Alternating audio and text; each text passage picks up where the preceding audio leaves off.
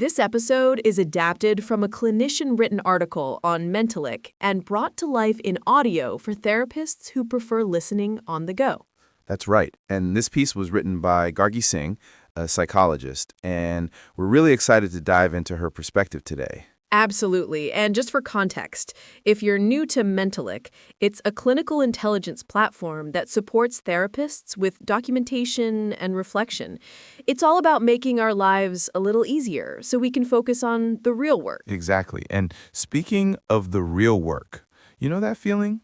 That moment in a session, maybe months into the work, where you realize you're having the exact same conversation you had last week and the week before that? Oh, I know that feeling in my bones. It's that subtle sense of spinning your wheels. You feel it, and you start to wonder if the client feels it too. It's that dreaded therapeutic stagnation. Stagnation is such a heavy word, isn't it? It feels like failure almost. And it brings up that huge, thorny question: who is responsible for progress in therapy? Is it me? Is it the client? Is it us? That question is at the heart of it all. I think we're trained to believe it's a partnership, which it is. We bring our presence, our skills, our active attention, and we expect the client to engage, to do the work between sessions, to be introspective. But what happens when that partnership feels like it's hit a wall? Right. And it's not always a big dramatic wall. Sometimes it's subtle. Like, I had this client I had been seeing for almost a year. We were working on her anger towards her parents, and for 5, maybe 6 sessions in a row, it was the same story, the same frustrations, the same loop. And I found myself getting frustrated. I've been there.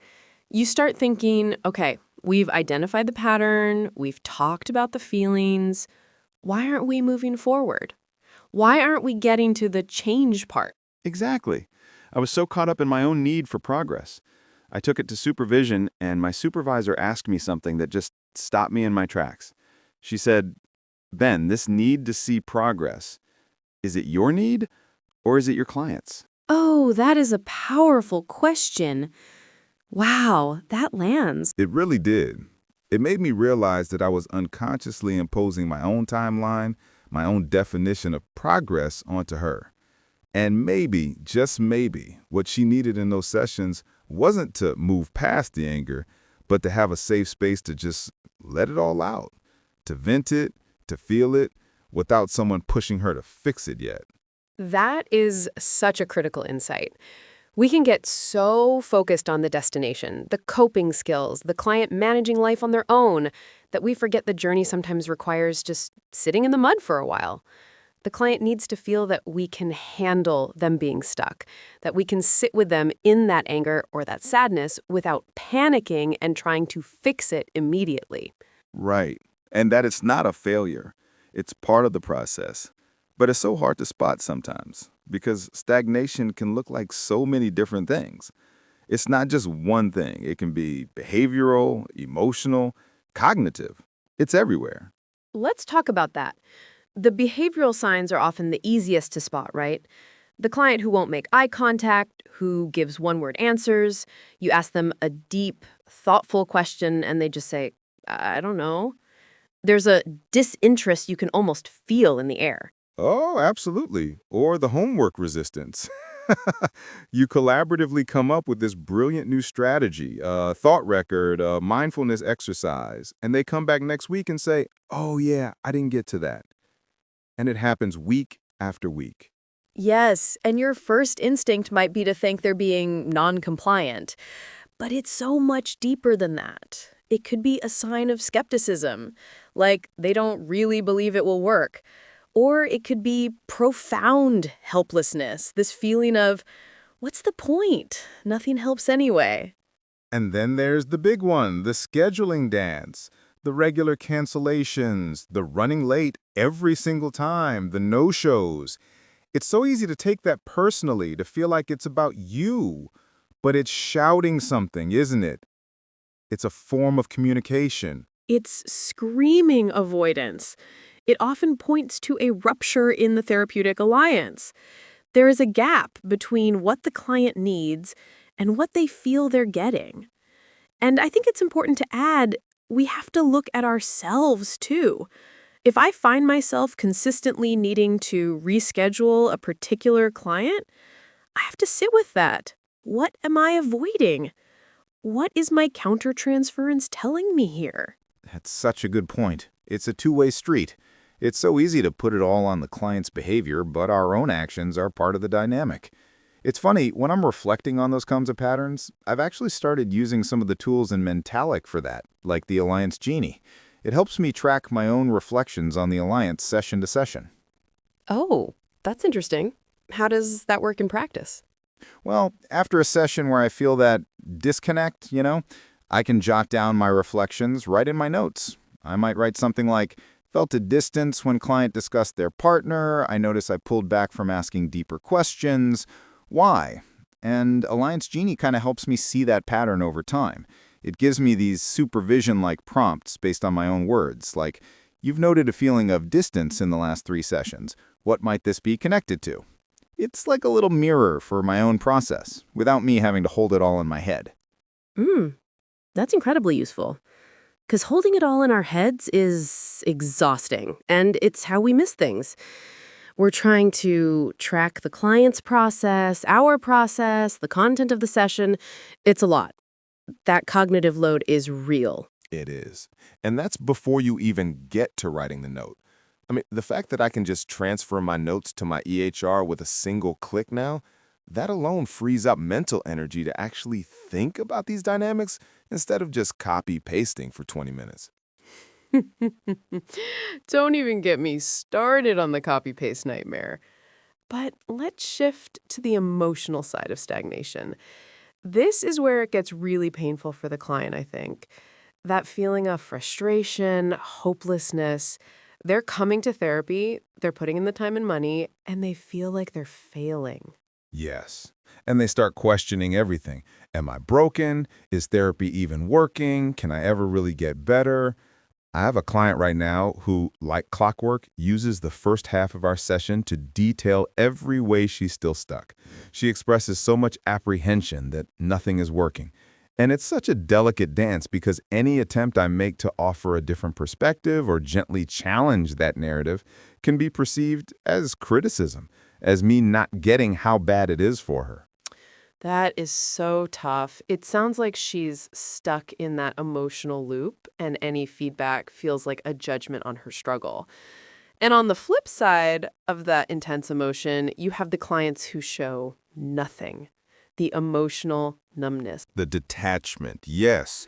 I had a client, and no matter what we talked about, a childhood memory, a recent conflict, a future hope, if I asked, how does that make you feel? The answer was always, okay. The classic okay. Or fine. The great emotion stoppers. That's when I love to pull out an emotion wheel. It's not about forcing a feeling, but about psychoeducation. Just showing them the sheer variety of human emotions can be eye-opening. Many people genuinely don't have the vocabulary. They might feel 100 things, but it all gets filed under okay or bad. Totally. That emotional wall is such a powerful defense mechanism. It's protecting them from the discomfort of what lies underneath, especially when they feel like they aren't making progress anyway. Why open that door if it only leads to a dead end? Exactly. And then there's emotional regression. The client who seems to be doing well, and then suddenly they're backsliding into old patterns. Increased anxiety, depressive symptoms returning. It can be so demoralizing for them and for us if we're not careful. It feels like all the work is being undone, and that's a real motivation killer for everyone involved. Quick pause. If this part of the work, navigating these emotional plateaus and feeling stuck, sounds familiar, Mentalyc can help. Its AI-powered progress notes and reflection tools like Alliance Genie support your documentation and clinical judgment, all while staying fully HIPAA and SOC2 compliant. You can explore it at Mentalyc.com. That's Mentalyc.com. All right, so we've covered behavioral and emotional signs. What about the cognitive stuff, the thought patterns that keep people stuck? Oh, this is a big one. Cognitive rigidity. It's that client who holds on to their negative core beliefs with a death grip, even when you present them with mountains of evidence to the contrary. You can spend a whole session identifying their strengths, and they'll end it by saying, "Yeah, but I still messed up that one thing at work." The yes but client. They dismiss every positive reframe. And that negative self-talk is like a filter that just stains everything. Nothing positive can get through untarnished. They're so fixated on their perceived flaws that they can't acknowledge any growth. And it creates this intellectual, practical gap. They can understand the concepts. They can tell you what cognitive distortion they're using. They can say, "I know I shouldn't be all or nothing thinking," but they struggle to actually implement that knowledge in their daily life. There's a disconnect between knowing and doing. It's like the smoker who can give you a lecture on the health risks of smoking and the benefits of quitting while lighting up a cigarette. The intellectual understanding is there, but the behavioral change feels a million miles away. That gap is where the real therapeutic work lives, but it's also where stagnation thrives. It really is. And all of this, the behaviors, the emotions, the cognitions, it all plays out in the relationship. The relational signs of stagnation are so crucial. A deterioration of trust, a sense of emotional distance that wasn't there before. You can feel it in the room. The energy shifts. The easy rapport you once had is gone, replaced by a kind of tension. It feels more formal, more guarded. Or, on the other end of the spectrum, you can get this unhealthy dependence. Yes, the client who won't make a single decision without consulting you. They need your reassurance for everything. And while it might feel validating at first, they really trust me. It's actually undermining one of the primary goals of therapy, to help them become more independent and robust on their own. It defeats the whole purpose. We're trying to work ourselves out of a job, right? Not create a permanent support system. And another relational sign is when the client avoids talking about the therapy process itself. You try to check in, how are you feeling about our work together? And they get vague or change the subject. That is a huge red flag because that disengagement from the process means they're likely dissatisfied but don't feel safe enough to say it. And if we don't talk about it, we can't fix it. The rupture just grows in silence. So we see the signs, we feel the stuckness. What do we do? How do we get the momentum back without just pushing harder and making it worse? I think the first and most important step is to not see it as a failure. Stagnation isn't a dead end. It's a crossroads. It's a giant flashing sign that says, investigate here. It's an opportunity to deepen the work, not abandon it. Okay, I like that framing. A crossroads, not a dead end. So practically, what does that investigation look like? Transparency. You have to name it. Gently, collaboratively, something as simple as, I've noticed that we seem to be circling the same topic for the past few sessions. Have you noticed that too? That feels brave. It feels vulnerable to admit that as the therapist, but I can see how it would open up a totally different kind of conversation. It does.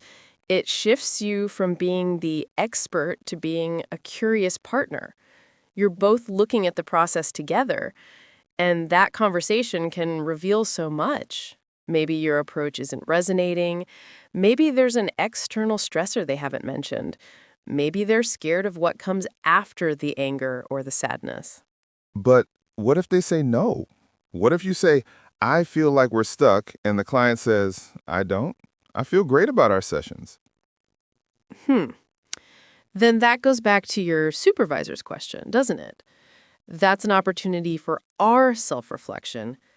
Is this my need for progress? Am I the one who is uncomfortable with where we are?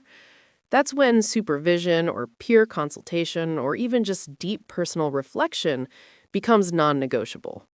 Right. It forces you to check your own agenda, and it brings up the idea of being flexible. Maybe the modality I'm using, say, strict CBT, isn't what this client needs right now. Maybe we need to be more relational, more existential. Exactly. An existential approach, for instance, would see the stagnation in the therapy room as a direct reflection of the client's stagnation in life. The work isn't to change the behavior, but to explore the discomfort itself, to deepen their self-awareness about why they are stuck. It's about taking accountability for their role in it. I find that so often progress means facing discomfort. And sometimes, as therapists, we can be reluctant to push our clients into that discomfort. We want to be supportive, to keep them safe, but safety can become a comfort zone that prevents growth. We have to model that emotional resilience. We have to show them that we can talk about the hard things, that we can hold the discomfort with them. I've heard it said that when therapy stalls, there's usually something the therapist is afraid to say or ask. There's an unexpressed thought that could unlock everything. Oh, I felt that. I had a young adult male client, and I could see this clear pattern of self-sabotage in his relationships. But I found myself dancing around it. I just couldn't bring myself to reflect it back to him directly. It took peer supervision for me to realize I was afraid that disappointing him, of him seeing me as critical. My fear was creating the stagnation. That is such a powerful example of how our own stuff gets in the room. And once you saw that, were you able to address it? I was. In our next session, I named my hesitation. I said something like, "There's something I've been noticing that I've been hesitant to bring up because I'm worried about how it might land." Just saying that changed the dynamic. It made it about my process too. And he was actually incredibly receptive. It led to a huge breakthrough. That's beautiful. That's the work right there. But what if you try all of this? You're transparent, you reflect, you switch approaches, you address the ruptures, and you're still stuck. What then? Then comes the really hard conversation. Referring out. And that can feel like the ultimate failure. But it's not. Sometimes the dynamic just isn't the right fit. And recognizing that is an act of profound care for the client. It truly is. It's putting their best interest above our own ego. Acknowledging that maybe another therapist with a different approach, a different personality, a different lived experience is what this client needs to get unstuck. That is a sign of a mature, ethical clinician, not a sign of inadequacy. It's so important to remember that change happens within the relationship, not just through techniques. Therapy is an experiential process. The growth emerges from the relational dynamics.